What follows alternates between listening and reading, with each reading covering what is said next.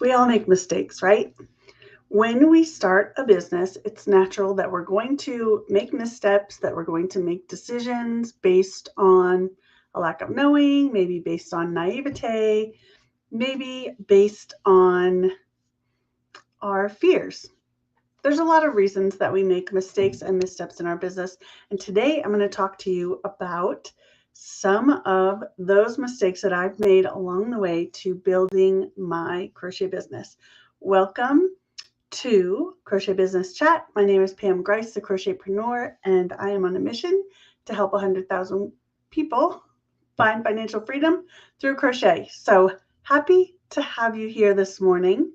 And we're just going to dive into it. And I apologize, my camera seems to be acting up as far as focus is concerned. So we're just going to have to deal with that today. But we're going to dive into crochet business mistakes that I have made over the years. And be sure to stay till the end because I have a special announcement that I have for you based off of one of the mistakes I made. And I think that's it. Okay. Mistake number one is going it alone. So I have had people tell me in the past that I have an independence problem, and that is very true. So I not only am I an introvert, but I really enjoy just doing things on my own and being a bit of a control freak, which we'll get to in a second. And typically I think I just am like, well, I'll just figure it out and I'll just do it. And that has served me well over the years, particularly in school, of like, I'll just do it myself. I'll just learn this myself. I'll just do everything myself. And um, bringing that into business has had its downsides. So I highlighted 4 different ways that this has had its downside. So first is community. So when I first started my crochet business, I had no community or support system. After a little bit, I did join a group of other e-commerce entrepreneurs, and that was really great. But I still didn't make friends in the industry.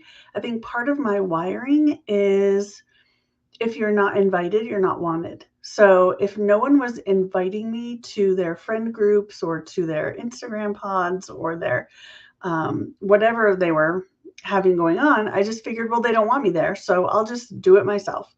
And in reality, when you're first starting your business, nobody knows you exist. So you're not being invited because they don't know you're there. So reaching out to people, saying, hey, let's be friends, going to networking events, either online or in person, making connections with people, being brave about being friends with people is going to get you far in your business. So I just want to encourage you that if you are feeling invisible and neglected in the crochet business community, it could be that it's because you're not getting in front of people who actually want to connect with you. Reach out, say, hey, can we have a coffee chat? I'd love to get to know you, those kinds of things. Not, I want to pick your brain, because that's taking, right? Not, I have questions to ask you. Can you teach me everything you know? Can you give me advice? Not those kinds of things, but hey, I see we're in the same niche. I see we serve the same audience. I'd love to chat with you, see how we can connect, see how I can help spread the word about your business, those kinds of things. Giving and kind of mutual connection is really great. So that's one idea. Get involved in the community, make some friends, and nurture those relationships with your peer groups. The next is coaching. Again, I was like, I'll figure it out, and didn't realize the value of reaching out to someone who has walked the path that I was walking. Now, when I started, there were no crochet business coaches. There was nobody doing that, but there were other coaches. There were Etsy coaches, there were blogging coaches, and that kind of thing. It took me a little bit to be willing to reach out and ask for help. I thought I would be okay just watching YouTube channels and reading blog posts.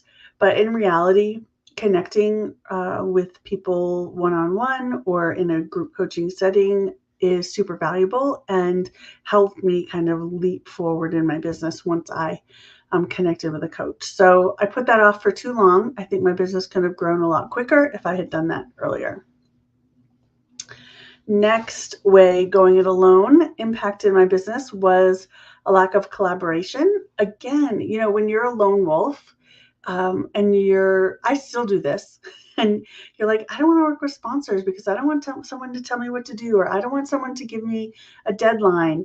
I don't want someone to tell me how I have to do it, or even collabs with other designers or other makers of, I like being in charge, which comes to the next thing. It will hurt you in the long run.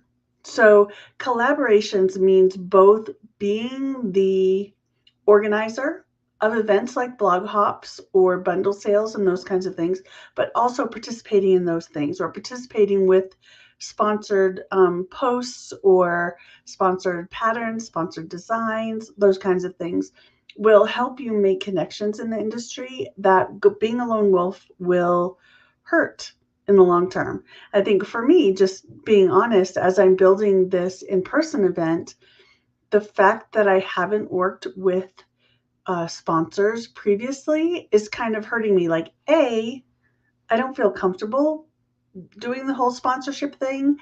And B, people are like, yeah, we know who you are, but we've never worked with you before. Like, why now? And if I had been more willing to reach out and connect with these companies along the way, I think it would have been better. So, and it's just the way that I operate. I don't have anything against these companies or publications or anything like that. It's just that I tend to just live in my own world and do things my own way. Next is being a control freak. So, being a control freak means that I didn't even use pattern testers or tech editors at the beginning of my crochet design world. Well, I didn't know that was a thing, because when you figure it out on your own and no one's telling you, oh, you need a tester, or oh, you need a tech editor, you don't know that until someone tells you. So not just did I not know, but once I knew, I was like, ugh, what a pain that is. Again, relying on someone else to help you with something. So I have had to overcome that relying on other people thing in order to really grow my business. So if you are the kind of person who is a control freak, you don't want to collab with other people, you don't want to use tech editors or take feedback or work with testers, or even grow your team and have a virtual assistant, something like that, you're going to hold yourself back.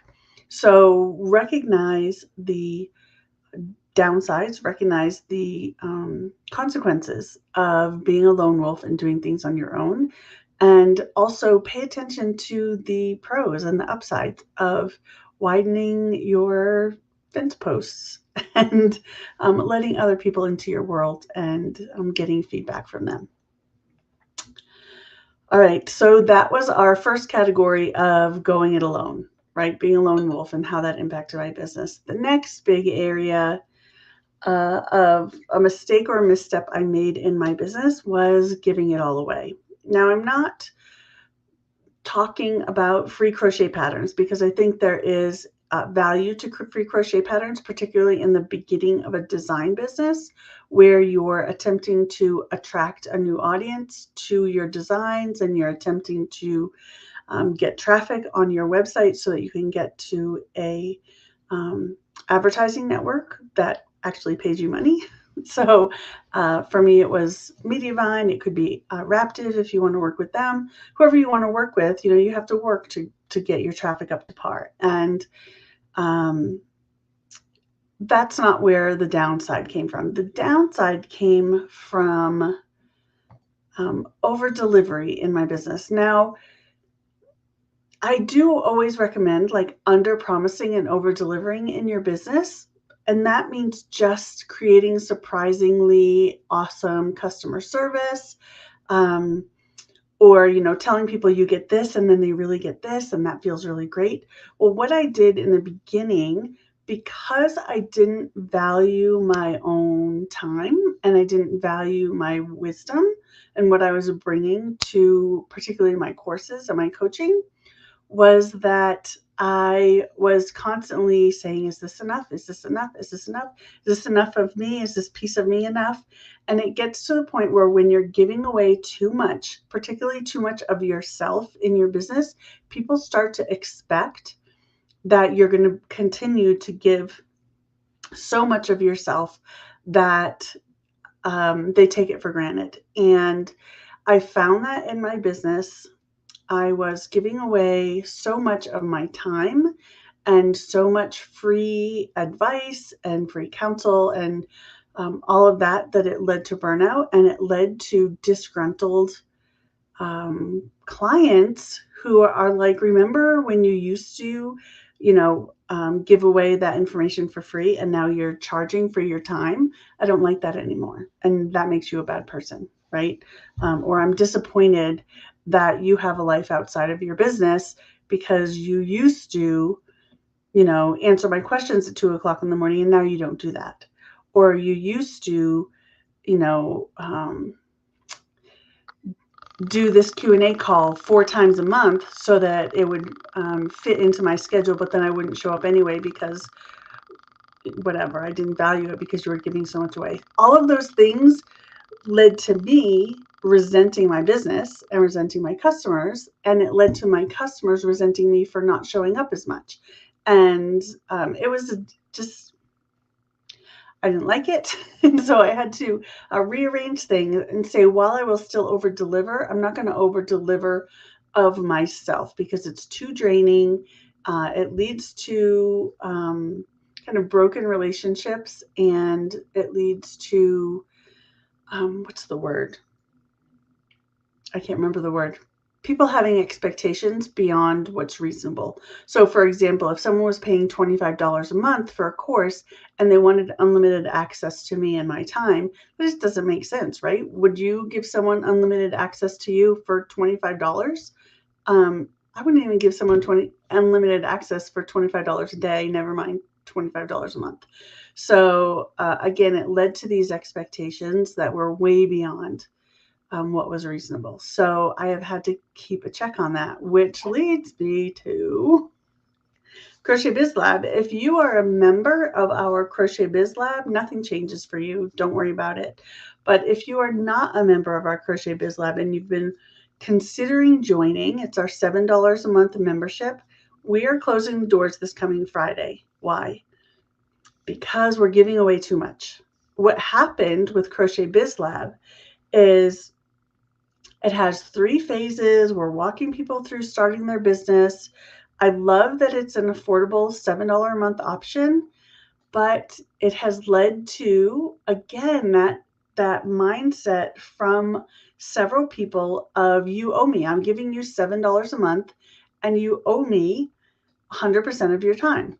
And not only that, but people are using it as a way to stay small in their business of like, I got this little bit of information. I'm not going to now invest in what I actually need, which is our signature program or our mastermind program. I'm going to stay here in this tiny little $7 a month thing because it's cheap, but it's not giving you the information you want. And so I found that it's not only destructive to me and the way that I work, but it's destructive to the people who are getting caught up in, well, now that I've taken this one step, that's enough for me. I don't need to take the next step and the step after that. And I don't think that's good for the people in the program. And so we're closing the doors to that. Now, people who are in there and paying their $7 a month and getting there, we have a resource every month. We have Ask Anything calls twice a month. Those are going to stay. I don't want to like kick people out and say you can't have access to your Etsy bootcamp any longer. You can't have access to these classes any longer. There's so many resources in there, but we have given away so much that people are not taking the next step. And I don't think that's good for people. So again, we're closing the door. You can get in if you want to by the end of March 8th, but after that, no more Crochet Biz Lab enrollments. We'll just be helping the people who are in there. Okay.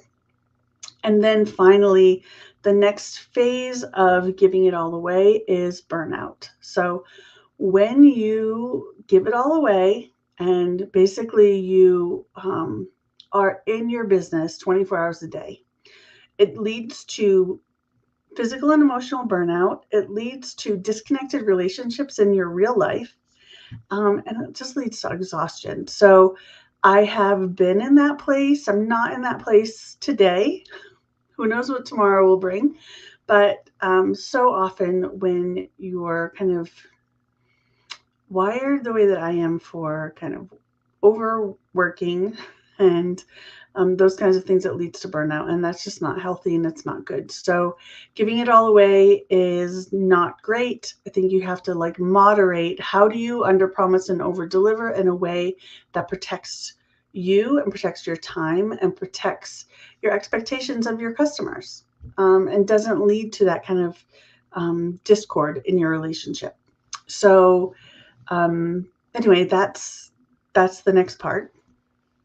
All right. Next mistake I made was making it too complicated. So I tend to overcomplicate everything. If I had to put together a process map of what my business looks like, it would look like a really complex blueprint, right? It would be huge. It would have arrows going all different ways. And the behind the scenes tech of the way that my business runs, because I've set up so many automations and zaps and webhooks and upsells and downsells and all of that stuff, is super complicated. And I think if I were to do it over again, I would, instead of asking the question, how much traction can I get from this one thing? Right. So that's always my thing, is like, how can I use this one thing and make it so wide and make it, reach all these different places and take that person on this journey and all of that. I would say, how can I make this easy? How can I build a more laid back, less stressful business? Because now, anytime something changes, it changes everywhere. For example, Crochet Biz Lab, I have Crochet Biz Lab inside a bunch of my opt-ins, right?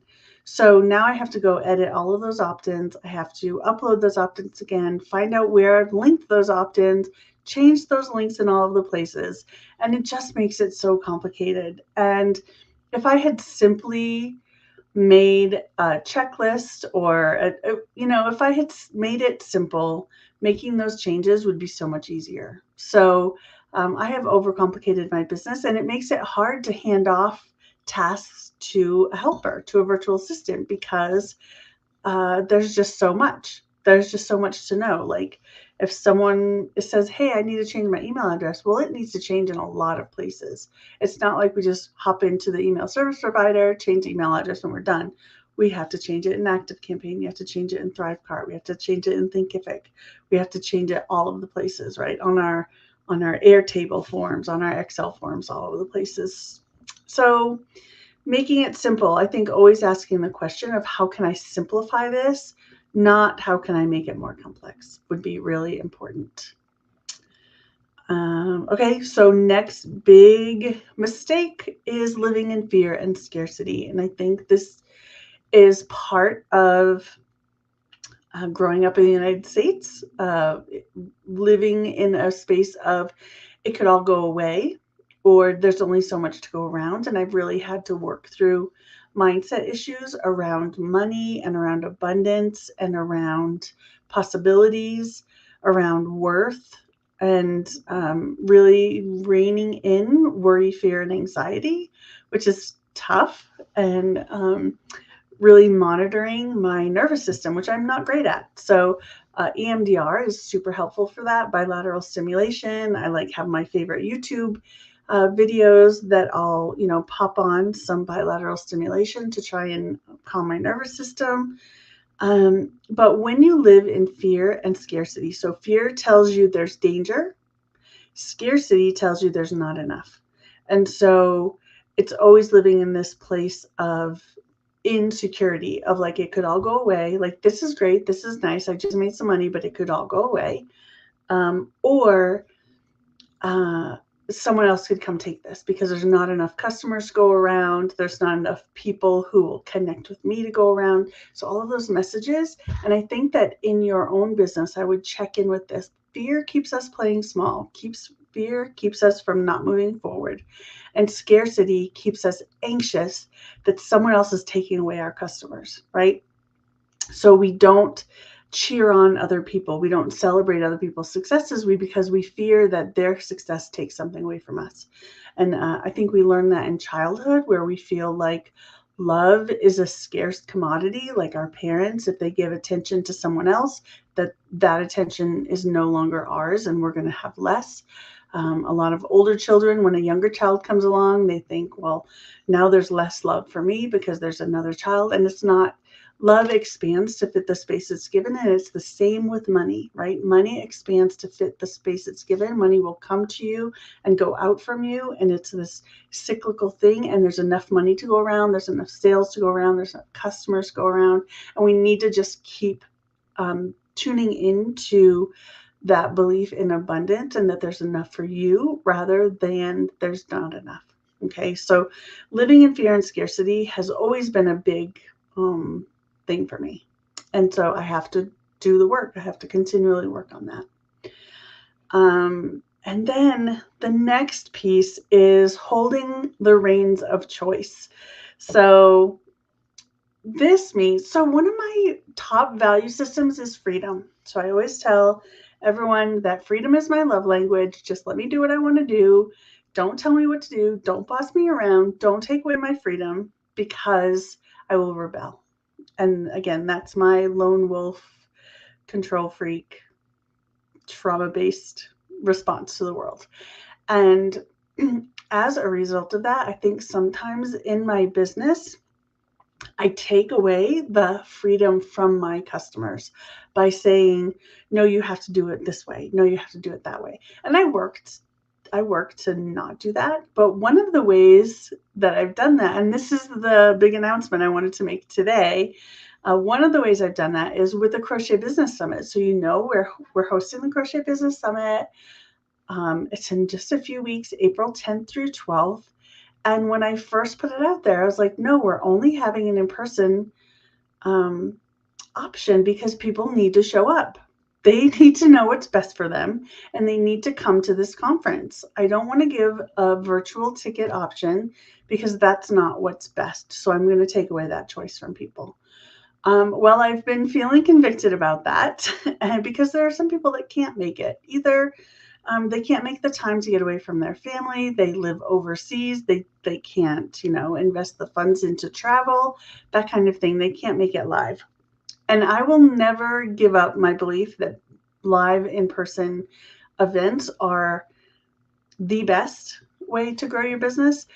But I took away the option for a next best. And so we're fixing that. And now there's a next best. And the next best is our virtual ticket to the Crochet Business Summit. So the Crochet Business Summit virtual ticket, just like all previous summits where we had an all access pass that gives you replays of the sessions, or the Crochet Biz Power Bundle, which has the replays and also some coaching sessions and hot seat sessions. And also it has courses, it has a ebook, it has a bunch of stuff. So you can choose which option of the virtual ticket you would want. And that is up on the website. I believe I put a link in the description to the virtual ticket. So we would love for you to get your hands on the replays. So the All Access Pass has replays of all of the breakout sessions, while the Crochet Biz Power Bundle will also have the professionally videotaped and edited keynote presentations from Mike McAllowitz and Joey Vitale. So depending on which option you want, you can just choose that option. It is highly discounted, 50 to 60% off through March 19th. Sorry, I was looking at my calendar. Through March 19th. So get in now so that you can get the highly discounted rate, the lowest rate that we'll have on those virtual tickets. So if you can't come live, but you still want in on the learning opportunities and some bonus opportunities like live courses and my upcoming book that we'll be releasing this summer, all of those things will be available to you when you get the Crochet Biz Power Bundle. So go check that out. It's at crochetbusinesssummit.com. if you just scroll down, if you just click buy ticket, no, if you just scroll down, it'll give you an option to get the in-person ticket or the virtual ticket. And the virtual ticket will take you to some options on the All Access Pass or Crochet Biz Power Bundle. Anyway, I didn't want to take away your choice for whether you want to come in person or you want a virtual ticket. There are still ways that we can make that virtual ticket beneficial for you, ways that we can connect on Zoom calls, networking calls. Yeah, and then you can join my, you'll get free access to my upcoming course and some other great bonuses that we'll be adding over the course of time as well. So our speakers are putting together some bonuses that we'll add. So whatever value you see in the Power Bundle right now, there will be more added over the coming days and weeks because people are putting together some things for you. So, all right, those are my big missteps from my crochet business in the past. When did I start? 2013 is when I started my crochet business. So it has been 10 and a half years now that I have been in this world. So what are some mistakes that you have made in your own business as you've been growing your crochet business? Have you forgotten to like or share, subscribe, or comment on any of my videos? Big mistake. You should do that now. And in the meantime, I'm going to check out the comments for those of you who are joining us live. And I'll check these out. If you're watching us on replay or you're listening to the podcast, go ahead and be sure to subscribe so you don't miss a thing coming up. Be sure to like this, a comment so we know where you're listening from and what your big mistakes are and how we can help you in the future. All right, so let's see. Jessica said, thank you so much for this option. I have 2 littles at home and a husband who travels for work with an unpredictable schedule, so it was never going to be something I could do this year at least. Oh, great. So great. I would hope you will hop on this option and get those recordings for yourself. Same with you, Chanel, and same with you, VO. Let's see. Busy says, not sticking to my niche and trying to be all things to all people has been one of her really big mistakes. I think that a lot of people make that mistake. And I think that comes from that scarcity mindset of there's not enough options. There's not enough opportunities in my niche. There's not enough customers. So I need to appeal to everyone, or I need to like step out of my niche into another niche in order to try and get customers. And it's not always the way that it works. And actually, that usually ends up shooting yourself in the foot. So good job recognizing that. Happy Smile Crochet says, taking on customs when I didn't have time, which ended up adding too much to my stress. Yes, I've done that. I've done that as well. And I stopped taking custom orders for that very reason, that it's like, oh my gosh, I don't, you get an order and you feel disappointed because now you have to drop everything and go make that order according to someone else's ideas and customizations. And then you have the pressure of getting it out on time and all of that. So some custom orders aren't for everyone, especially if you're a control freak. And especially if your attention is pulled in so many different directions and you just don't have time.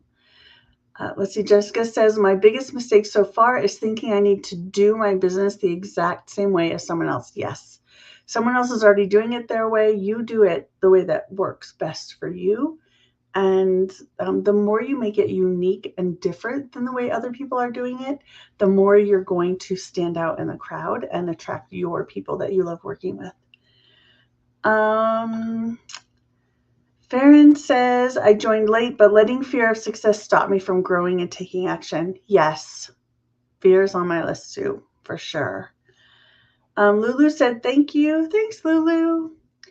And finally, I'm finding the courage to build my own Facebook group to make community with like-minded people. That's awesome. I think communities, and I feel like the word community is starting to be like a hot button word. People are so sick of it, but I think honestly, building a community, building a group of like-minded people, building a group of loyal fans is going to be really important moving forward as more and more automations and artificial intelligence make their way into our industry.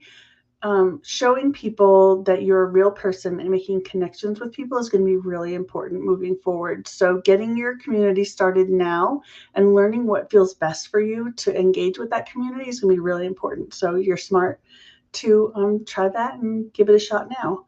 And then VO said, my biggest is fear of failure. And if I fail, we won't have enough to live off of. I know it's scary. I have that same one, being the only breadwinner in our home, and having all of the pressure of getting the bills paid and saving for retirement, saving for our future it's really stressful. And so recognizing that there's enough, you can do it, continuing to shift and move forward. Being stuck in fear is a way to guarantee that you don't find success, right? So moving forward and being brave and being courageous to take steps to actually do it, learn from it, and then take some next steps is going to be really important. All right, Busy says people want relationship and connection. Kim says fear of failure and anxiety are hurdles for sure. All right. We've been here for half an hour. I think it's time to get back to work. So I know this is work, but back to other kinds of work. Connecting with your customers and moving forward in your business, taking some action today. Recognize your mistakes, make new decisions, make new mistakes, gather new data, make better decisions, keep doing what's working, keep doing what feels life-giving to you, feels like it's attracting the right audience for yourself, and making those sales for you is it's all going to come down to. So thank you so much for being here today. I so appreciate you all. Again, be sure to subscribe and like this video, and I will be back again next week with a new Crochet Business Chat. Talk to you later. Bye.